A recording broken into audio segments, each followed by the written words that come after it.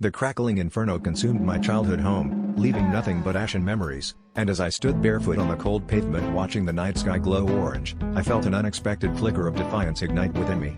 In the days that followed, I sifted through charred remnants, finding not despair but determination. With every brick laid, I realized that true rebuilding starts from within. It's about nurturing the belief that even in the darkest moments, a spark of hope can light the way. Friends and strangers alike came together, not just with materials but with stories of their own resilience, teaching me that strength is often a collective effort. As walls rose from the rubble, so did my spirit, fortified by the understanding that while fire can take away possessions, it can't touch the core of who you are. This journey taught me that rebuilding is a testament to the power of belief, proving that even after losing everything, you can create something even more beautiful.